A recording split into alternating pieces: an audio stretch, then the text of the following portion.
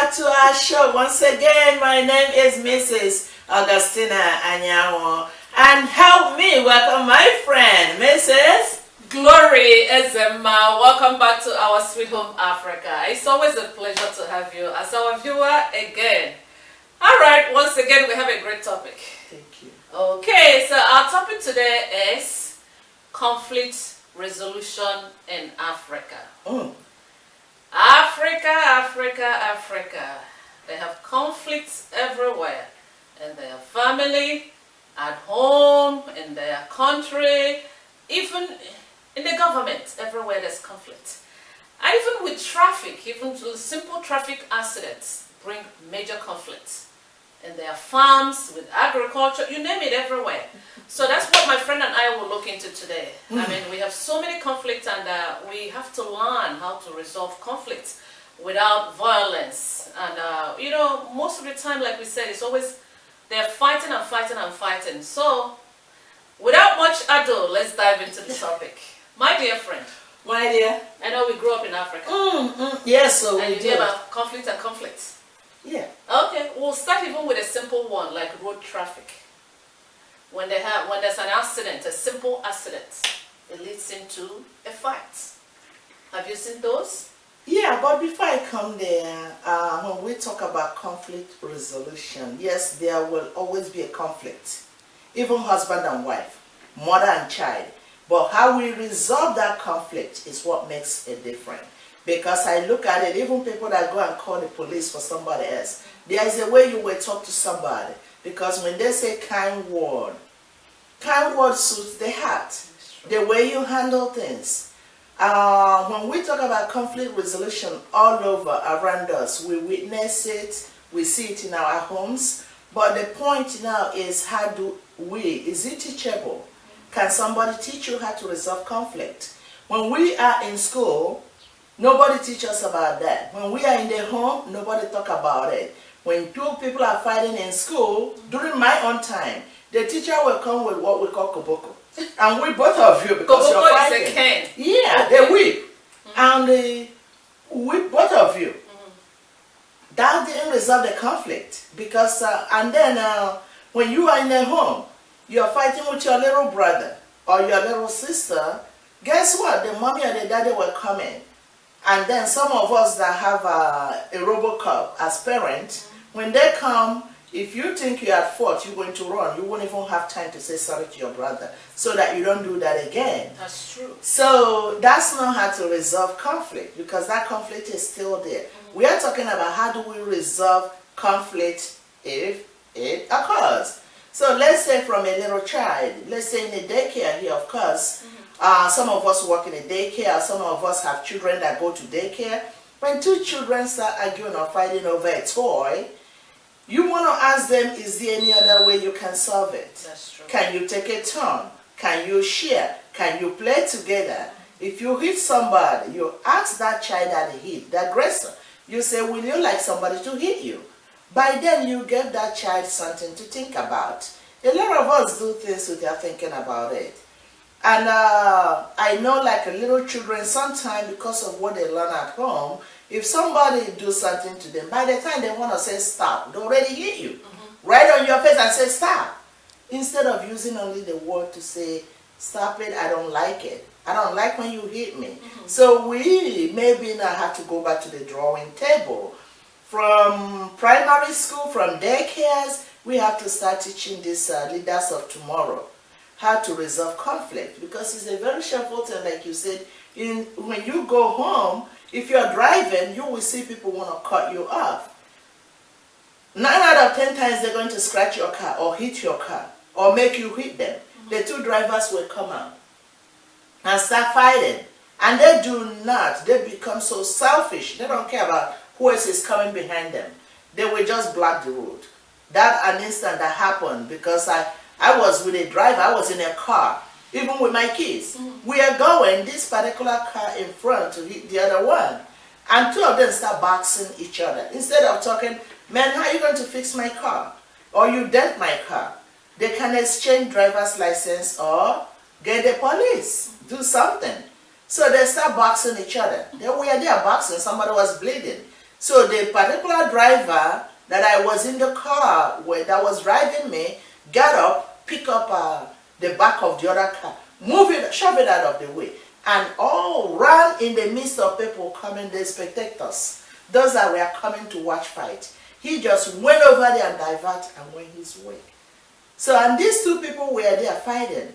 They didn't care about those they have in the car. They didn't care about other drivers coming behind them. To me, I think little thing like, oh, I'm so sorry. I didn't know what happened. I'm sorry. Now you're sorry my car is damaged. What are you going to do? You figure it out instead of boxing each other and somebody will end up getting hurt and the car is not fixed. My dear, I think... You know, thank you so much, my friend. I love everything that you said. It's very, you know, disheartening when we hear, I know you use the word sometimes, uncivil, because, I mean, most of our people have become educated, and even education have not changed us that much. Because when we talk about conflict resolution, actually we'll start from the grassroots and we'll get all the way to the government, because they fight even in Senate houses and government offices. But going back to exactly what my friend said, even in the community, I mean, they have little groups in the community and they fight each other. And when they're fighting, they don't know how to resolve the conflict. It could be such a simple thing. I mean, I'll just give you a small analysis. That is very unfortunate. I mean, most of the time we have to say what we know, not what we, you know, heard from somebody else. I mean, there's some communities, local communities that fight over, sometimes, they're trying to resolve problem. Like, okay, if somebody comes in land. Oh no, land is even a big thing. Wait, if somebody comes to the community and give them like a cow, and then they are saying, all right, the 5 villages will start fighting over the cow, a simple cow, and they said, who is going to take the head of the cow? If you have 5 villages, what do? You take a knife, cut the cow head into 5, and give each village one. I mean, these are little things. You see, that's why we say conflict resolution. It's not even the grammatical aspect of it, but these are like little things that are causing problem in Africa. That leads to tribal wars, leads to conflict, major conflicts, and you think it's a big thing. It's just simple things. They don't know how to dialogue. Instead of sitting down to find out, okay, what is causing this problem? Why is this happening? They form even little groups. They form rebel groups. They form cliques. And then try to, you know, start other things instead of just coming together and say, okay, how do we resolve the existing problem? Because it could be something simple, like the traffic that my friend mentioned. You know, that one is very common, almost everywhere in Africa. You scratch someone's car, he will come out and you will come out and 2 of you will start fighting. And then the irony of it is that, will the fight fix the car? Fix the car, no. So, you see, we have to learn to dialogue. And then let's move a little bit further to the government. You see them sitting in the House of, Rep, or everywhere in House of Senate. And instead of them, like, once again, dialogue and find out how to resolve a conflict, they start fighting physically. I know you have your good word. Can you hold on a little bit? Because when it comes to resolving problems or conflicts, dialogue, and you don't just get in the Senate and learn how to do that. Do you know, like, even in the families, brothers don't know how to dialogue with brothers because the parents continue to intervene if there is a problem. You call the village members and they're trying to settle you and your brother. And you're not going to tell them the exact thing that was causing the problem. Even husband and wife. Sometimes the husband don't know how to dialogue with the wife. So men think maybe I don't want to bring myself low to start explaining myself to my wife. And then they now develop some kind of defensive attitude. Now the woman want to bring out the word, the husband don't want to hear it. And it's vice versa. The man might want to ask the husband, the wife, something. The wife will be like, are you checking me? Is that this? Is that why you're doing this? Why are you asking? So instead of, it takes so much to manufacture all those words you want to use as a defense mechanism. So you sit now, you dialogue. Find a stable time to dialogue with your other half or your family member or your brother. Little things cause problem between brothers. And then one will start accusing the other one of one thing or the other. So then when you do that, you get to workplace, nobody will tell you what you want to hear. Even at workplace, especially if you're the boss. Because you don't want to hear about somebody because maybe they are just new, you think they don't know anything. Then you get to the house. Now go ahead what you say about the house, because I'm just saying it trickles Exactly. all the way down there because they do not know how to do it in the house. And that's how, you know, what you brought up is very important, because I mean you learn things from the grassroots. Yes. Because even people that we have in our government, I mean they grew up in houses like this, like you said. So they didn't know how to resolve conflicts in their homes. They didn't know how to resolve conflicts with their brothers until they get to the government positions. How are they going to learn? It's almost like, I mean, let me turn it actually to a different angle. It's almost like the cow and the cattle problem in Africa. And, you know, I have to let our viewers know, because I know depending on where you come from, when you speak to someone from Kenya, they said, oh, we have cattle problems and cow problem in Kenya. And when you go to Nigeria, it's there. But I have to let you know, many people have not read, almost every part of Africa, they're having cattle and cow problems. So, my question is this: how come cows have become the only animal that Africans are really focusing on in terms of protein, if that's what they're getting? What happened to the chicken, the poultry? What happened to other animals? Goats. I mean, why can't we resolve this problem by telling everyone, don't focus only on cow? That's the dialogue you're talking about. Exactly. So here from this side, the cow rearers. Exactly. And then the indigents that felt like the cow is bothering their crops, you dialogue. Because if you have a business, you have a business. You got to make a living. They need to dialogue, especially exactly with the cow. Because what I'm saying is that instead of everyone focusing on this cow, I mean, some countries you will read, oh, people are robbing the cows to sell somewhere. I mean, some people can start doing the cow, others can start doing the goat, others can start doing chicken, I mean, we have so many animals. So why don't we, especially, African agriculturists, sit down with these people, dialogue with them, branch them into different areas that will still yield money for them and still give us the meat that we need. And then the ones that are rearing cow, you encourage them what they could do, because I could see, even when you look at, I mean, if most of you watch documentary, you could look at the landscape. Everywhere that they move, you see like patches of, land that the cow have eaten all the grass there, and they're all patches of land. So why don't we encourage them? Maybe some group will start rearing, other groups will start replanting grasses, so that everywhere, I mean, you have like acres of land that will have grasses and grasses and grasses, so that they can keep on moving around and then go back to the new ones and eat, and then they keep on planting. So we're all focusing on cow, but we're not focusing on what the cow is going to eat. You see, that's what is causing problem. So everybody's saying, oh, they're eating your crops, they're eating their crops. The cows have to eat, which is true. But if that's what we want to do, why don't we provide food for the cow in a different way without destroying the crops? And then, I mean, the villages are fighting. And what I'm saying, especially the ones that have come out in diaspora, many of us come from different villages. So if you can reach your village, I mean, many villages have community groups. Tell them what you have learned here. Be a light to your people. Go and share some of those knowledge and resolve simple conflicts. Because what is causing problem in those villages, like we said, they're very minute. Call them. If you have to join those groups, and mend those fences, so that you can help with what we have learned over here. We can just help them to resolve simple problems. So that's what is causing so many wars and so many rebel groups, because when they cannot dialogue, then they form cliques and form other groups and start fighting each other. So that's what we're saying with the conflict resolution in Africa. It's just, we don't know how to resolve problem amicably. We think we have to fight.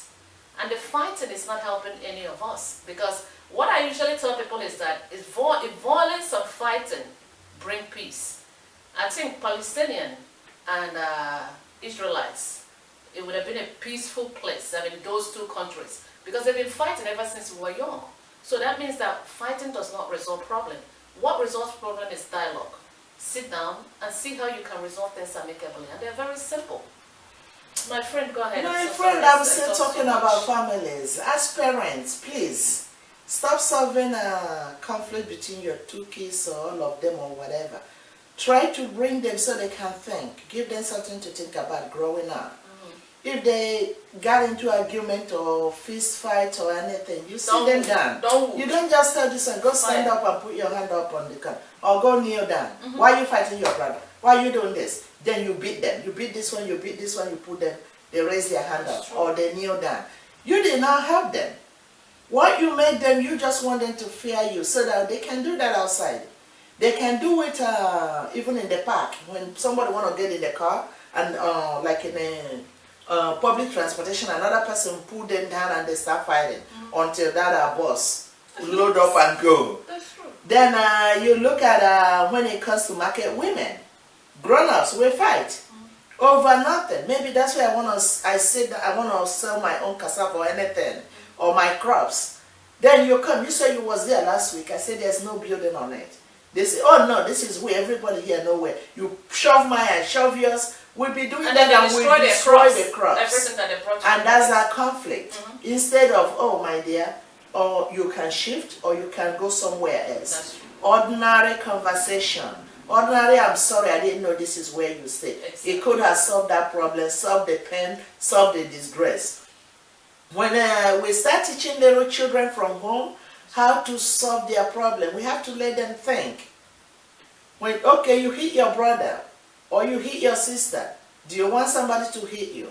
Then the answer will be no. What do you think you would have done? Exactly. I know I stated that before. We have to let them think. We have to make them think. Even a man in the house, the way you talk to your wife, the way you shine your wife, all those things children learn from their environment. Exactly. The way you talk to your own brother. Your children are watching. They can see all those things. You that is in the house, whether House of Reps, House of Assembly, why are you fighting in there? Why will you lock the door and no other person or the gate? Nobody else want to come in. Let dialogue with the person, whatever they did. Talk to them. You that go in the house and you want to be making shopping lists, you don't know what they're talking about. When they come out, whatever somebody else tell you, you was in the meeting. You will say, oh, I didn't hear that.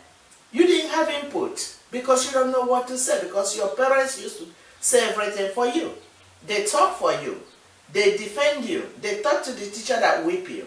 So this is time for you to start relearning because they did what they know how to do best. Now you, the ball is on your court. Let's start teaching our children to solve their own problems so that when they get out, they will know how to dialogue. They will know how to say, oh, what you did to me, it hurts. Not every little thing, they have to come to you for advice. If you're not there, what happens? It trickles down all the way to whether you're a farmer, whether you're a policeman, no matter what you are, so long as you don't know how to dialogue, that means you cannot listen to other people. It's my way or the highway. We need to start bringing ourselves down. No matter your position, if it matches your salary, that's a private thing, keep it there. But so long as you work under the same roof, you shouldn't ignore anybody. You have to listen to people. You have to know how to resolve problems. You have to know how to resolve conflict in an amicable way. You that have hand to hit, use it to do farm work. Use it to do something else. You can become a carpenter so that you can be pounding the nail anyhow you want it. You got to stop fighting because this is not taking Africa anywhere. And that's when we watch that. There are social media now. Anything anybody is doing, people are videoing you. And it's all over the world. When we see it, we say, how can we, in the year 2000, still behave like that, like we don't have conscience. And these are our educated politicians, educated representatives. So please, let's start from the grassroots, from our family, daycare teachers, primary school teachers. The ball is on your court. Teach the children how to solve the problem instead of whipping them. Parents, don't put the child in corners to raise their hand or kneel down because they're fighting. Let them explain themselves. Then you ask them, is there any other way you could have done this other than using your hand, other than fighting? Put words in their ears so that as they grow, they will be able to transfer it to their own children. So this is, we just want a better Africa. All right, we want to see nice thing on the social media. My dear. Okay, so while we're rounding up, actually, there's an angle that I want to go into. Go ahead, then. Because, I mean, it has something to do with the conflict resolution, too. Because when you look at it, when it comes out even to the public, that's why sometimes when they go to the bank, they're fighting. Like, I mean, you have like a long line in the bank. Yes. And instead of people going in one after another, they will start fighting who will go in first. But people are caught in lines. Exactly. Those and are in the things process, they got better things to do than others. That's true. Yeah. Okay, so let's compare it to the life that we have here in the Western world. You see, we compare things and then bring out some of the things that they're doing here that, you know, we need to, you know, copy the good things so that at least we can have a civilized nation. Here, I mean, when you queue and you're going one by one, let's say if it's supposed to take an hour to, I mean, for everybody to be attended to, within 1 hour they will finish. But what we have seen in Africa is that when they start fighting, they will spend almost 3-4 hours there. And it will be only maybe 10 or 15 people that will be attended to because they are all fighting. So if you go in a civilized way, one by one, you will still accomplish that mission. So we don't, like we said, because we don't know how to resolve conflict. So what will happen is that everybody will try to squeeze into the door at the same time. In a hurry. And then you don't accomplish anything. The boss at the bus stop, the same thing, they're fighting over the bus. Drivers. I mean, they go through one way. Exactly. And then an accident happen. Another fight. Yes. And why we're bringing this out? Because everybody will be like, you know, why are you pointing it, you know, to these little things? These are little things that are leading to the bad government that we have in our nation. Because just like my friend said, when people grew up like this, when they were small, they were fighting instead of talking and dialoguing. And then they go up all the way to the market, they start fighting. They become bankers, they're fighting. Until they get to the Senate House, like we said, and become even the president and everything, they will still be fighting. So that's why you don't see Africans sit down to resolve problems, even in the government positions, because they did not learn it as children. So please, my brothers and sisters in Africa, let's stop the fights. Amen. Let's sit down and dialogue. If someone did something wrong with you, I mean to you, sit down, find out what it is. It could be a simple something. It could be saying, I am sorry. And then it will resolve the problem. Even the tribal wars that you're seeing, everybody's looking at it like it's a giant problem. When you sit down with the parties involved, you will find out that it's such a small thing that is leading to such a big problem. So please, people here, like we said, reach your communities, talk to them. If they have like little conflicts in the communities and everything, find out what it is. See what you can do to help them resolve it. It might be just a word that you can say that will bring peace to your own community. And then that peace will go from your community to your state, from your state to the country, from the country to the continent of Africa at large. So that's our point. Let us learn how to resolve conflicts amicably in Africa. That's, my friend, do you have more things? My dear, I think we have said it all. Okay. That's your word and I have to borrow it. Okay. We have said it all. A word is enough for the wise. Yes. Let's start teaching our children from the grassroots because we need to stop the fight. Yes. We need to stop. It's unnecessary, like you said. Minute things. Yes. Something that I'm sorry. Let's stop being like we are both every other human being. And learn how to say, I'm sorry, apologize to your children, to your wife, to anybody, your brother. Let it go up there. So in case, you know, we can slip and say something that offends somebody else. Don't ask them, what are you going to do? Don't ask them, who do you think you are? You can say, oh, I'm so sorry, I didn't know I offended you. That can nip it. That's teaching. And we have to learn. Like my friend said, in the bank. I've been to the bank, it looked like they're giving a relief fund. Everybody was... There was no line, no order, nothing. We are grown. We have to live beyond our distance. We have to kill somebody in front of you. Common sense, go be at the back because that person was there before you. We have to respect each other and be self-disciplined. That's the best education anybody can give to themselves. You have to be self-disciplined, please, so that we can move Africa forward faster. We have to stop the fighting. Like my friend said, the Palestinians fight all the time. And when you fight, nothing is being accomplished. Nothing. Yeah? Nothing at all. And actually, that's a little thing that I want to point out. You see, when we say the queue, it doesn't matter your status.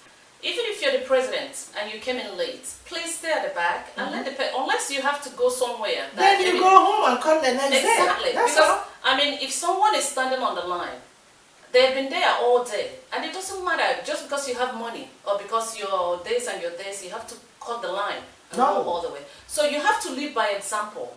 So if you want the government to be good in Africa, every human being is supposed to live by example. Because once you start doing that, small other people will look at what you're doing and then they will do well. So that we won't all be accusing our presidents everywhere and everybody everywhere thinking that it's them, it's them. It's us. So let's do our own little parts and then the other ones will fall in place. Alright, so that's the end of our show today. That's right. We want peace and order in that continent. In Africa. Yeah. So please, let's all do our parts so that we won't blame another person because everyone has a part to play in Africa. That's right. Thank you so much for being our viewer and look forward to our other episode. That's right. Our Sweet Home Africa. And don't forget to subscribe. So as I say, subscribe, subscribe, subscribe. And once you get to this episode, send it to your friend. Forward it to even those that you don't know, even if they're not your friends, so long as they're on your contact list, forward it to them because we want a better Africa. Alright? God bless you and you remember.